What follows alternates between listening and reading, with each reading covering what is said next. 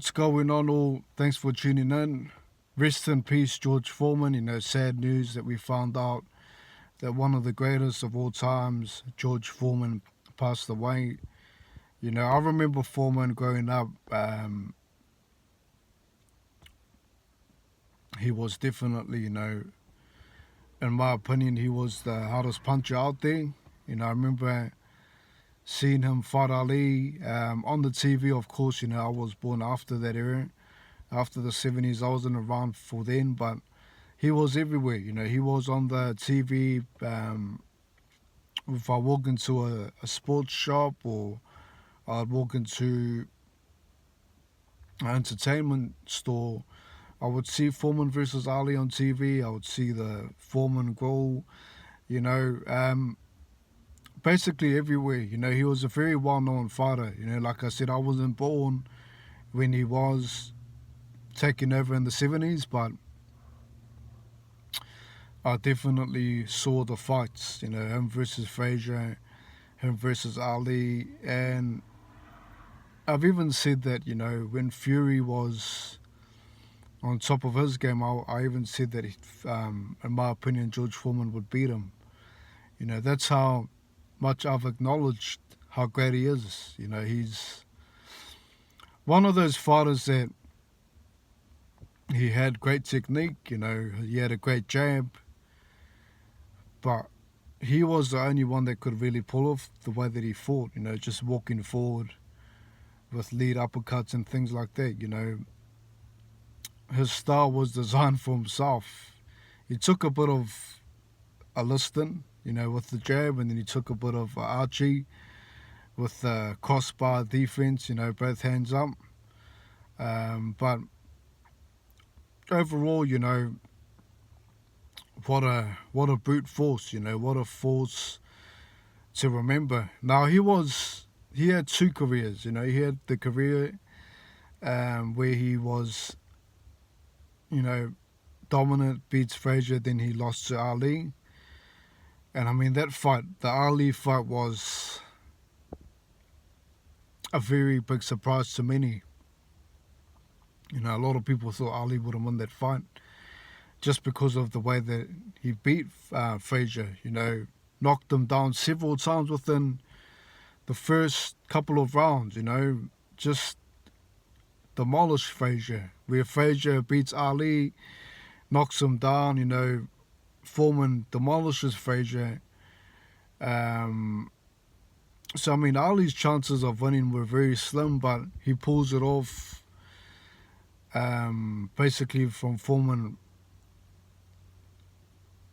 overthrowing. He gets Foreman tired and then he takes him out in the 8th round. And then Foreman,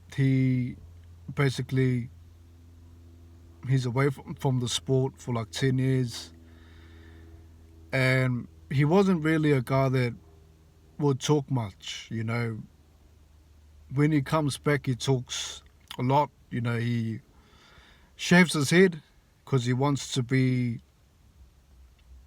appreciate himself a bit more. He wants to show his face. He wants to talk more. So that's one of the reasons why he kept shaving his head. He didn't grow his hair.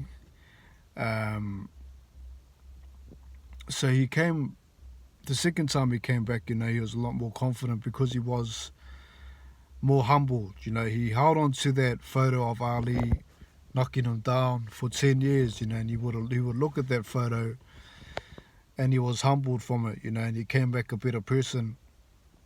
He was a preacher and he became the oldest heavyweight champ in history still today. Foreman. 90% knockout ratio, I believe, 80 odd fights. A guy that considered coming back again, believe it or not. He was going to come back again until his partner talks him out of it. His partner says, hey, wouldn't you like to be the guy that you can beat them?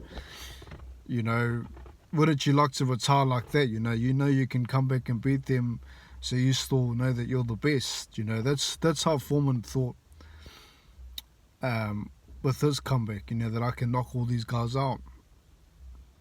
And I mean, The Ali fight, it was just one of those significant fights that really changed a lot for everyone, because Ali, he was going through a lot at the time, and he was a big underdog, in his 30s.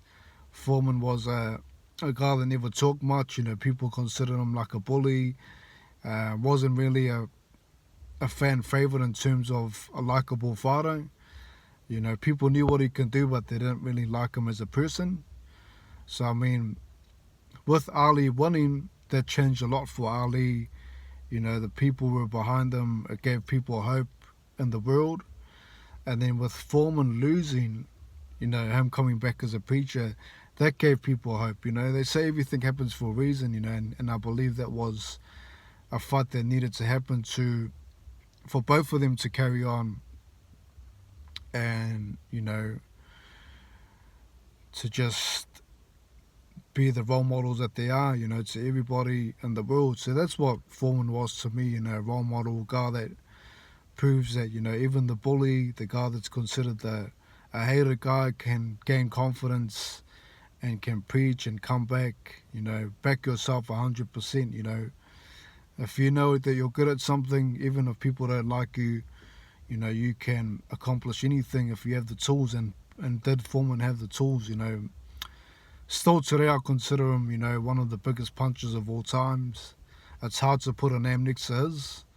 I know Shavers hits hard, but I'm talking about a guy that just comes forward and fought everybody, fought everybody. Beat Frazier the way that he did, it's unheard of. A prime Frazier. Let's remember Ali went the distance with Frazier multiple times. Foreman beats Frazier twice. A guy that can really hurt you like that, coming back and then preaching and sending out a positive message, changing the way that he views things, from one fight against Ali, then coming back, a different person, more humbled, that's something that we need to take with us, and life is that